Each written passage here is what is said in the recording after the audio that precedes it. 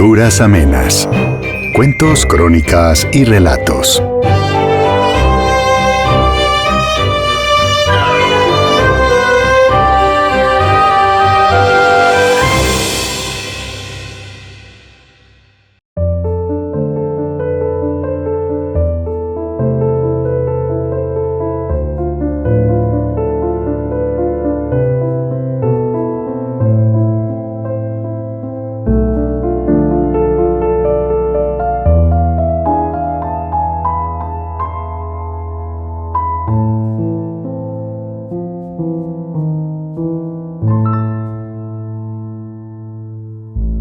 Desde el exilio, por Alfredo Molano. Decidí escribir este libro cuando abrí la puerta del piso al que llegué en Barcelona una tarde triste y oscura de febrero, hace cerca de 3 años. El silencio me golpeó la cara y el vacío, lo confieso, hizo vacilar mis convicciones.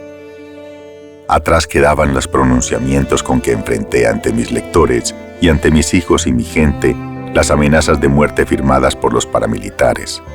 Amenazas que no fueron las únicas ni las más peligrosas.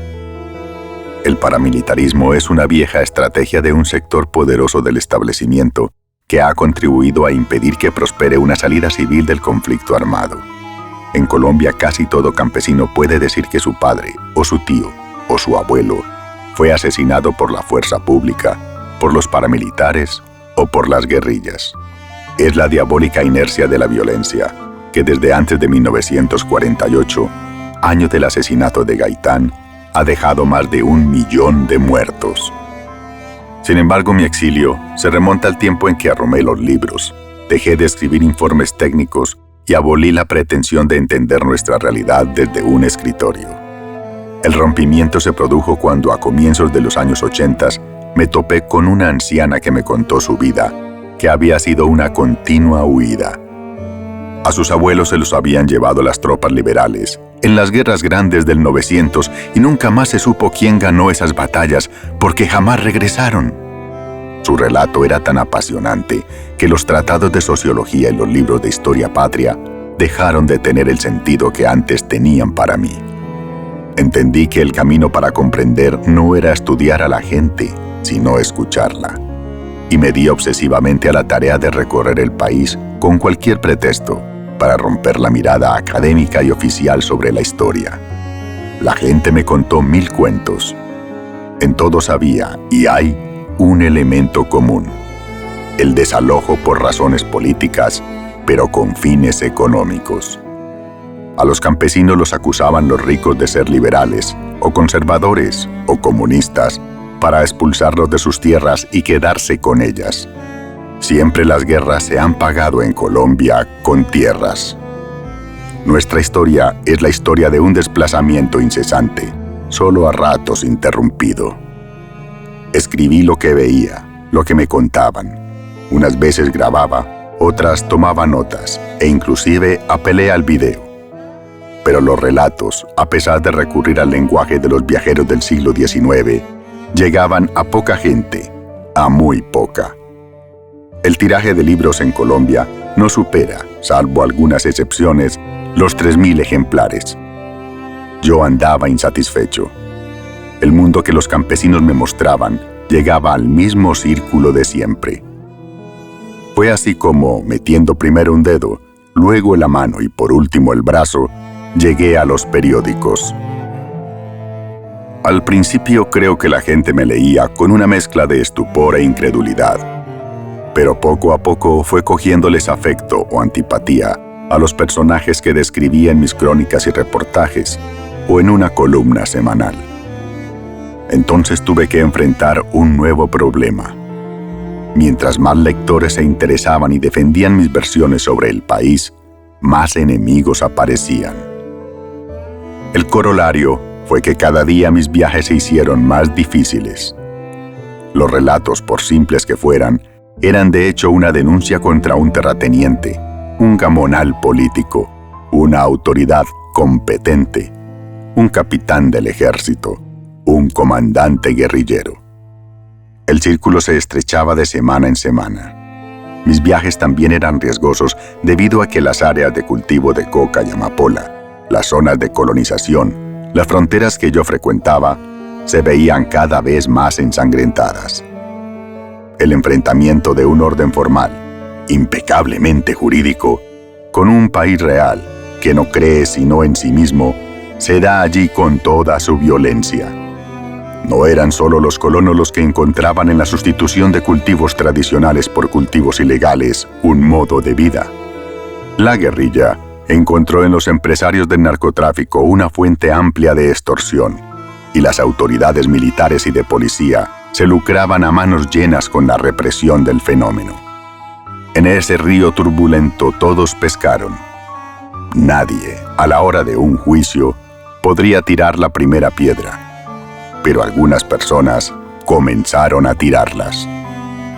Los culpables éramos los que veíamos el problema y los que lo denunciábamos, los que entendimos el fariseísmo que se escondía acusando solamente a los guerrilleros de ser narcotraficantes, cuando la verdad era y continúa siendo que la guerrilla financiaba parte de sus actividades con el dinero que obligaba a pagar a los grandes capos. Por aquella época, el gobierno de Samper me nombró asesor externo del consejero de paz, un puesto que me permitía dar mis opiniones sin que ellas me comprometieran con la política gubernamental. Había posibilidades de que la guerrilla entrara en conversaciones y así nos lo dio a entender. La única condición era despejar el municipio de La Uribe, una región emblemática para las FARC. El gobierno, hechas las consultas políticas, se mostró dispuesto a hacerlo, y entonces se atravesaron dos obstáculos. De un lado, la crisis relacionada con los dineros calientes en la campaña electoral de 1994, que puso al presidente Samper a la defensiva, y de otro lado, la licencia que el gobierno dio para armar civiles que colaboraran con las Fuerzas Armadas. Esta medida equivalía en la práctica a reforzar el paramilitarismo a través de la organización de grupos armados, las Convivir, pagados por los latifundistas, muchos de ellos narcotraficantes. Estas circunstancias comenzaron a debilitar el acercamiento con las guerrillas y a hacer más difícil el despeje que pedían. Yo continuaba publicando una columna de opinión en El Espectador, en la que denunciaba las masacres de los paramilitares, criticaba al gobierno por su debilidad frente al proceso y, sobre todo, señalaba la creciente autonomía del poder militar frente al civil como el origen del mal. Veía, además, que la esgrimida doctrina de la narcoguerrilla llegaría a ser nefasta para la paz en Colombia. El término había sido acuñado por un embajador norteamericano en Bogotá y proclamado como verdad absoluta por los militares, por la derecha de ambos partidos y, sobre todo, por los medios. Las posiciones críticas que adopté me ganaron la animadversión abierta de la derecha y de los militares, que comenzaron a señalarme como defensor intelectual de la guerrilla. La verdad era que yo exponía públicamente lo que había visto y sabido en las zonas de colonización donde se cultiva la coca y la amapola. Denunciaba tanto la extorsión de la guerrilla como los vínculos de los militares con los narcotraficantes y de estos con los paramilitares. Fue una pelea desigual que, debo reconocer, fue posible dar gracias a que el gobierno nunca me impidió opinar libremente, inclusive contra muchas de sus tesis. Por su parte, El Espectador no suprimió de mis columnas ni siquiera una coma. Antes bien, me enseñó a ponerlas. En esos días, la guerrilla copó una base militar y se llevó a 100 soldados presos. El gobierno se debilitaba rápidamente. La iglesia, los gremios, los medios de comunicación y, naturalmente, los Estados Unidos cerraban filas en su contra. Samper tambaleaba. Yo continuaba tratando de decir que el problema del país no se resolvía debilitando al Estado, sino iniciando negociaciones de paz. Insistía en que el mayor obstáculo era el hecho de que el poder militar no le obedecía al civil y que en esta fractura se fortalecía el paramilitarismo. Mis artículos se hicieron muy críticos, en particular contra los paramilitares, que crecían masacrando campesinos, incendiando pueblos y asesinando selectivamente defensores de derechos humanos, crímenes cometidos todos en la más absoluta impunidad. Comencé entonces a recibir amenazas firmadas. En la primera, a raíz de una columna que escribí en El Espectador sobre la naturaleza del paramilitarismo, su vínculo con los narcotraficantes, con los latifundistas y con el Ejército Nacional, se me calificaba de paraguerrillero en los siguientes términos. Si la guerrilla no respeta a los miembros de los partidos políticos de derecha, tampoco nosotros podremos respetar a los subversivos enquistados en los estamentos gubernamentales. Me di cuenta de la gravedad de la situación y de que había tocado fibras muy sensibles. Mis enemigos me leían con atención y sentí que trazaban un límite. Lo ignoré y con dificultades continué viajando por el país, oyendo a la gente, conociendo sus problemas que ya comenzaban a convertirse en tragedias, sobre todo en el caso del, hasta entonces, millón de campesinos desplazados por el terror.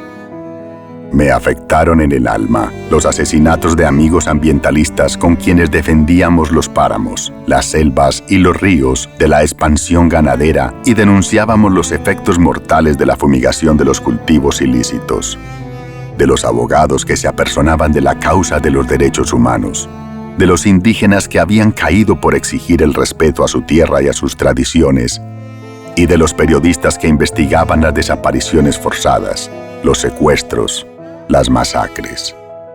Escribí una columna donde, a pesar del miedo, dije: llegó el momento de aclararle al país cuáles son los vínculos entre el establecimiento, el Estado y los paramilitares, y de entrar a saco contra todo lo que ha impedido el ejercicio de la democracia y de la oposición civil.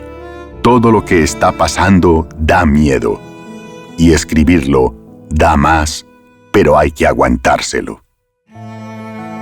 A causa de las amenazas ya públicas, me llamó a su despacho el comandante del ejército para ofrecerme protección. Ordenó que se establecieran las condiciones de mi seguridad para garantizarme la vida.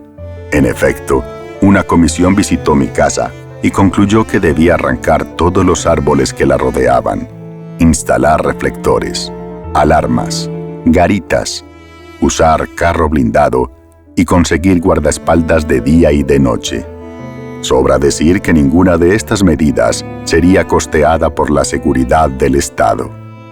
Unos meses después, posesionado el nuevo gobierno, insistía en que el presidente Pastrana, a pesar de sus buenas intenciones, no lograría avanzar por el camino de la paz si no confrontaba con determinación a los paramilitares. Advertí que de hacerlo de una manera real, corría el riesgo de dividir a las Fuerzas Armadas, puesto que era inexplicable que los paramilitares actuaran con la impunidad con que actuaban. No había acabado de firmar el artículo cuando recibí un regalo: el libro negro del comunismo.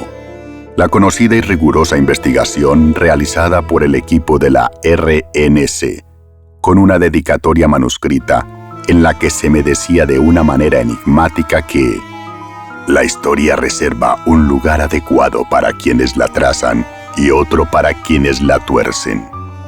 3 días después, recibí una nueva carta en la que me advertían que los paramilitares no eran desmontables, como yo lo pedía, pero en cambio, ellos sí estaban dispuestos a desmantelar la paraguerrilla, que les hacía más daño a las instituciones que los mismos guerrilleros. Esta comunicación fue respondida por El Espectador en su editorial. El objetivo de las autodefensas es silenciar las voces que las critican y alcanzar un reconocimiento político para tener acceso a la mesa de negociaciones. El paramilitarismo reviró de inmediato. Tenemos pruebas fehacientes de que el señor Molano hace parte de la parasubversión, que no es enemigo de las autodefensas, sino de la nación, y que es un francotirador intelectual parcializado en sus juicios y sesgado en sus análisis. Y remataba: señor director, le reiteramos públicamente nuestro respeto por la libertad de expresión, la crítica y el disentimiento.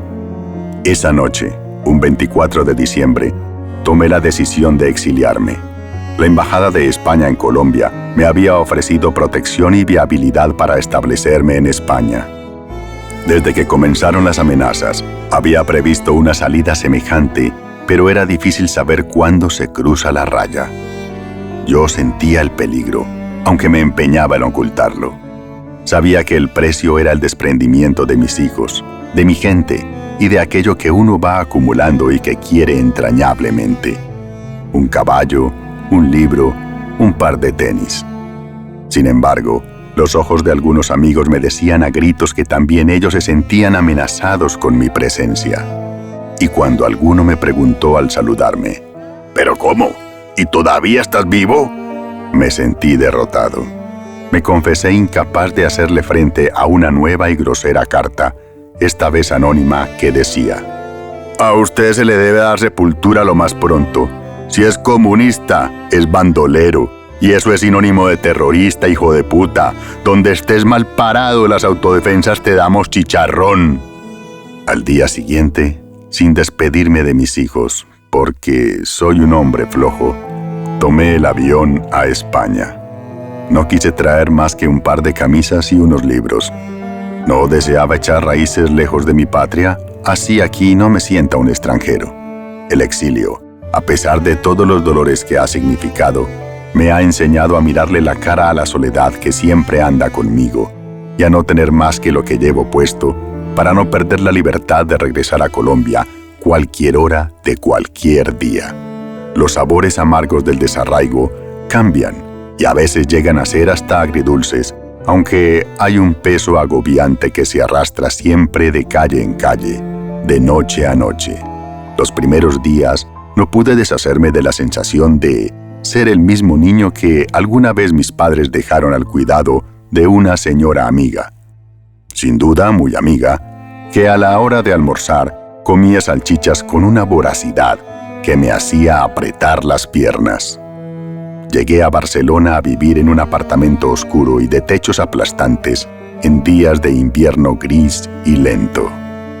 Salía apenas lo necesario para comprar el pan y volvía a mi cueva a escribir y, sobre todo, a llamar por teléfono. Vivía 48 horas diarias, 24 en el país y 24 aquí. En las flores de los primeros cerezos volvió la vida a la Barceloneta, mi barrio, y un buen día, de madrugada, rompieron a sonar por todas partes tambores y trompetas. La gente salió disfrazada de lo que era: pescado, tigre, payaso, vampiro. Y por la noche, en la plaza de San Miguel, hubo vaca loca y pólvora. Pero yo no estaba para fiestas y salí al mar, frío todavía, contradicción a la que no me acostumbraré, a dejarme llevar por él, como cuando niño los ríos me llevaban a sus playas. Los círculos que el exiliado traza y recorre a diario son estrechos. Se tiene ese miedo que los marineros antiguos le tenían al abismo, un miedo que encierra e impone una insoportable redundancia a los pasos. Tengo la certeza de que es la misma sensación que experimentan los colonos en las soledades de la montaña y que poco a poco van derrotando a punta de rula, ganando terreno para cosechar y, sobre todo, para mirar bien lejos y saber quién llega. Como los colonos, fui también fundándome, haciendo las paces con las paredes del apartamento, con las esquinas del barrio, con las calles de Barcelona, hasta que caí en cuenta de que ellas nunca me habían declarado la guerra. Entonces, una tarde, sentí deseos de comer banano, así no fuera producido en Urabá. Otra, de comprar una yuca africana y unas granadillas de Urrao, que había visto en una tienda de productos exóticos. No he sido nunca patriotero, o por lo menos no lo he sido al estilo del señor Caro, que por traducir a Virgilio nunca conoció el río Magdalena, pero confieso que desde lejos hasta los bambucos me comenzaron a gustar.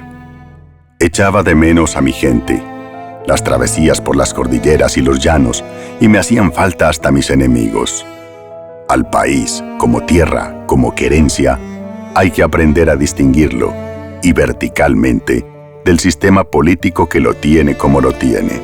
A fuerza de saludar, a veces sin respuesta, al peluquero de la esquina y a la panadera, terminaron hablándome. Nos costó trabajo entendernos.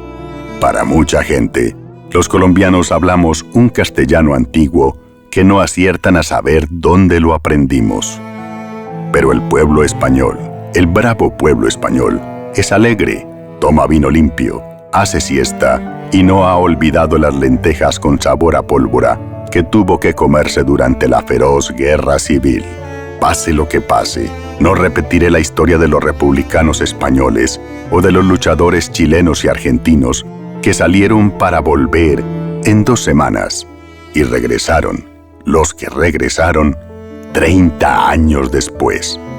Lavando mis calzoncillos y persiguiendo las inaprensibles motas de polvo que se dan en las ciudades viejas, he redactado poemas de amor que nunca escribiré, encendidos discursos contra los crímenes del paramilitarismo y la complicidad de la fuerza pública, que algún día publicaré, y pesadísimas polémicas con los sociólogos franceses y sus epígonos sobre el significado de la sociedad civil.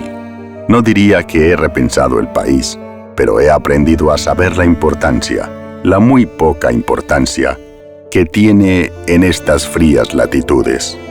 La Virgen de los Sicarios, esa maravillosa película de ese maravilloso libro, por ejemplo, es vista por el público europeo como algo tan irreal, pero mucho menos divertida que Los Ángeles de Charlie.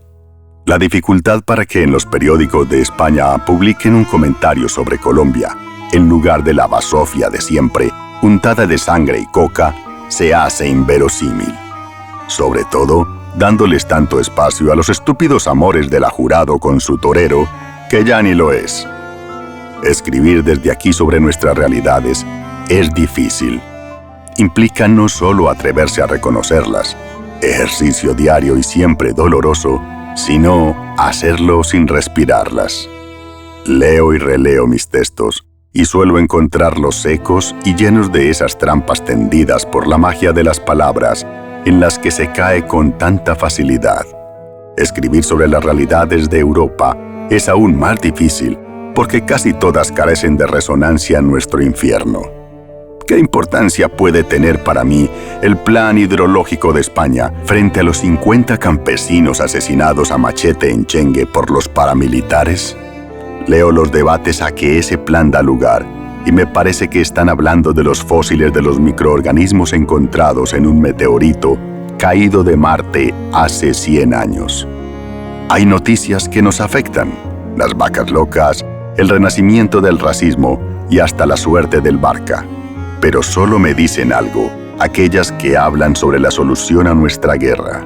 Estoy convencido de que un arreglo a las buenas, aún en medio de las malas, es cosa de vida o muerte para mí, porque, además de la justicia que se le haría a la gente que siempre ha sido excluida, es mi única posibilidad de regresar a Colombia sin tener que vivir rodeado de blindajes tan hostiles como inútiles, de poder volver a caminar caminos de herradura sin tener que mirar hacia atrás y, sobre todo, de ver crecer a mi nieto. No me acomodaré nunca al exilio, aunque tenga que decir hoy que esa pequeña muerte, hecha siempre de ajenidades, no comienza con las amenazas de los enemigos, sino con el silencio de los amigos. No obstante, cuando mataron a Jaime Garzón, admití que no podía regresar pronto. Conseguí una mesa de trabajo grande, afilé la pluma y comencé a escribir este libro. Al terminarlo comprendí, agachando la cabeza en señal de profundo respeto, que el drama de mi exilio, a pesar de sus dolores, es un pálido reflejo de la auténtica tragedia que viven a diario millones de colombianos desterrados, exiliados en su propio país. Creo con ellos que solo un acuerdo político profundo permitirá echar las bases de una verdadera democracia. La guerra no tendría resultado distinto a la dictadura de los vencedores.